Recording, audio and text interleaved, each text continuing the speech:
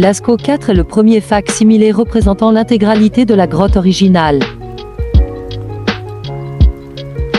Le bâtiment est presque imperceptible tant il est intégré dans la colline.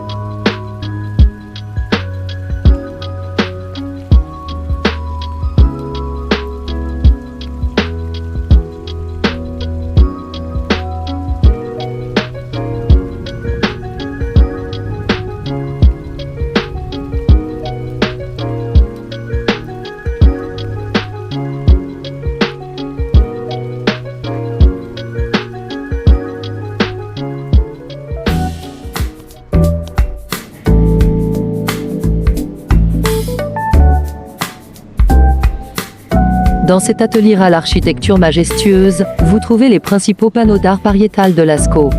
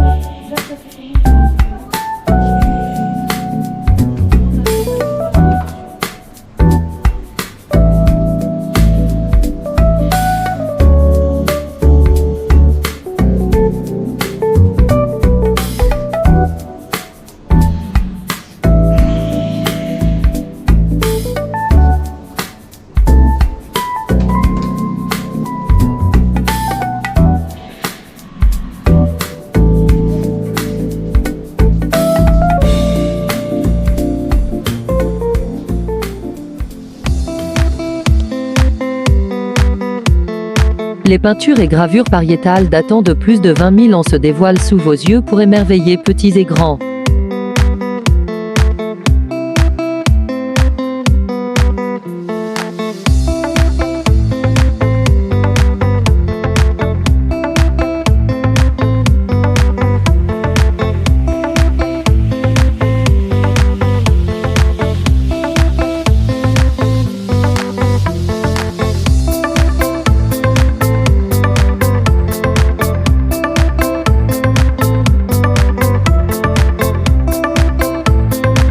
De la terrasse panoramique, on peut contempler la vue sur le village de Montignac-Lascaux.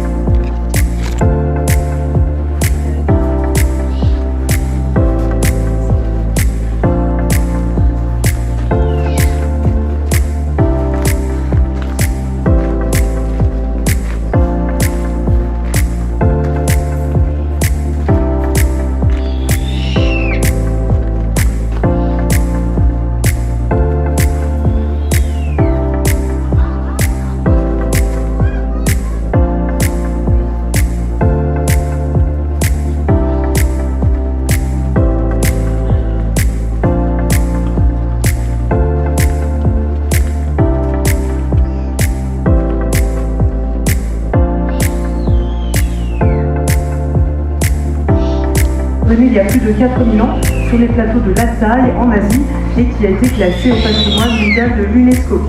Arrivant en France vers l'an 400, la fauconnerie va se développer jusqu'à connaître son apogée au Moyen-Âge. Il s'agissait alors d'un privilège réservé à la noblesse et les plus riches seigneurs pouvaient entretenir jusqu'à 800 faucons de chasse. Bien plus tard, elle a failli disparaître avec la Révolution française et l'abolition des privilèges, mais également avec le développement des armes à feu. Actuellement en France, la chasse au vol se pratique toujours. On compte environ 400 fauconniers qui chassent réellement avec leur rapace. En Allemagne, ils sont environ 3000 et c'est en Angleterre que l'on compte le plus de pratiquants en Europe avec plus de 10 000 fauconniers.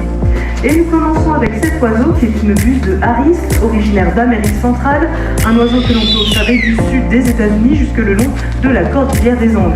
La particularité de cette buse, c'est qu'elle est grégaire, c'est-à-dire qu'elle va vivre en groupe. Ces groupes sont familiaux et sont hiérarchisés avec une femelle dominante à leur tête.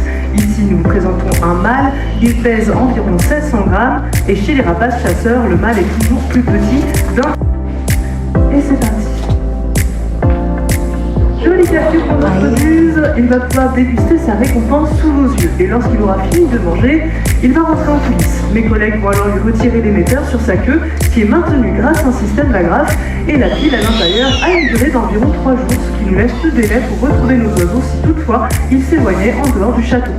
On a son odorat très développé, a tout de suite flairé une bonne odeur de lapin, remonte la piste à la course jusqu'à découvrir un joli terrier. Vous constatez ici que Pimprenelle ne rentre pas tout de suite à l'intérieur du terrier, c'est simplement parce qu'elle a pris l'habitude de toujours réclamer sa petite récompense avant de terminer son exercice. Elle rentre donc bien dans son terrier, sa mission ici est accomplie. On le rebouche, c'est simplement pour travailler en sécurité, bien entendu en conditions réelles de chasse, on ne le rebouche pas afin que le lapin puisse sortir. Donc le furet est en train de faire son travail, il arpente le labyrinthe à la recherche de sa future victime. Moi, je vais aller placer mon prédateur un petit peu plus loin, en hauteur, afin qu'il domine bien sa piste de chasse, à l'affût d'une proie potentielle et prêt à déclencher son attaque. Je vous invite à rester vigilant, cela va se passer sur la pelouse et on ne sait pas dans quelle direction le lapin effrayé va s'enfuir. Les âmes sensibles, vous avez bien sûr le droit de fermer les yeux. Ça y est, mon oiseau est bien placé, il domine parfaitement son territoire et comme voix présent, il attend le moindre mouvement sur la pelouse. Et voilà un peu lapin qui vient de s'échapper, il aura passé après en chasse et le rattrape. Magnifique capture de lapin vedette. Vous êtes rassurés. Alors bien sûr ça fait sourire, néanmoins c'est de cette manière que cela se passe à la chasse. À la seule différence c'est que le lapin n'a pas de capturer le proie, ils devront alors se faire le plus discret possible. Also commonly known as the milky eagle, is a member of the family Strigidae. It is the largest African owl, weighing 2.5 kilos and has a wingspan of 1.80 meters. He lives primarily in dry wooded savanna alongside rivers. They have pale grey-brown plumage with white streaks, brown eyes with conspicuous pale pink eyelids, giving the impression that their eyes are open even when they are sleeping peacefully during the day. Où se cache un oiseau qui est particulièrement malin et avide de ses pattes et il est très observateur, rien ne lui échappe. C'est donc le moment, s'il vous plaît, de ranger toute forme de nourriture bien au fond des sacs, les toutous des enfants, tous les petits objets qui pourraient titiller sa curiosité, puisqu'ici, attention, vous avez affaire à un redoutable chapardeur. Dans les villages, il n'est pas très apprécié, il éventre les poubelles à la recherche de nourriture. Il fait partie des rares rapaces à être occasionnellement omnivore et tout ce qui a l'air comestible de près ou de loin est susceptible de terminer au fond de son jardin. Dépurateur de la nature, en consommant tout simplement des charognes, puisqu'il ne dédaigne jamais un repas facile et gratuit. Malheureusement, ce bel oiseau a bien failli disparaître. Il a été victime d'empoisonnement indirect par le plomb.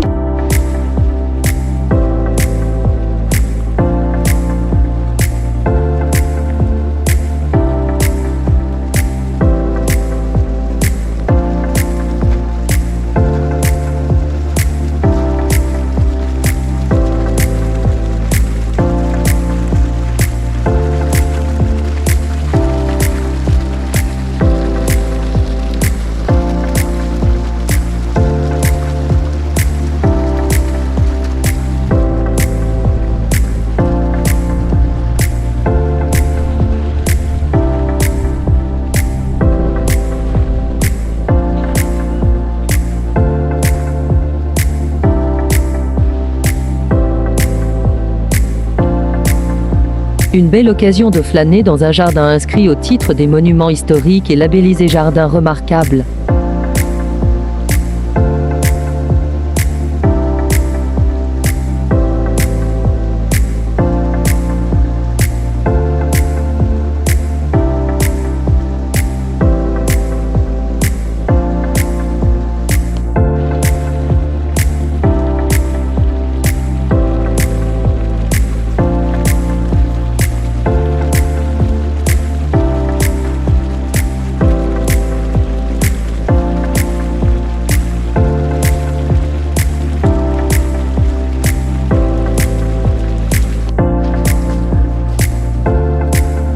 Le château est mondialement connu grâce à Joséphine Baker.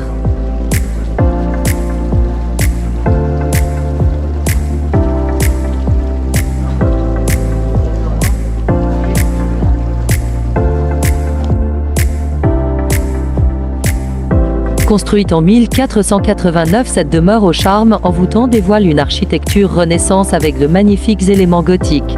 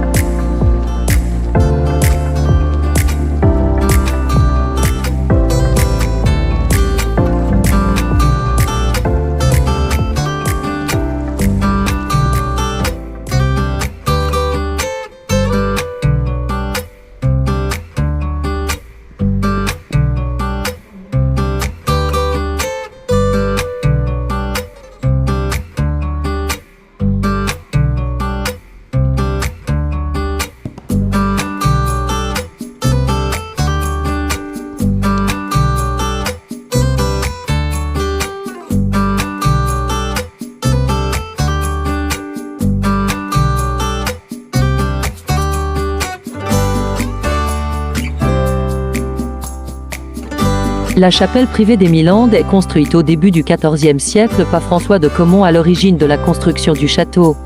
Merci d'avoir regardé cette vidéo. Si elle vous a plu, n'hésitez pas à vous abonner et à mettre un pouce. À bientôt pour d'autres vidéos.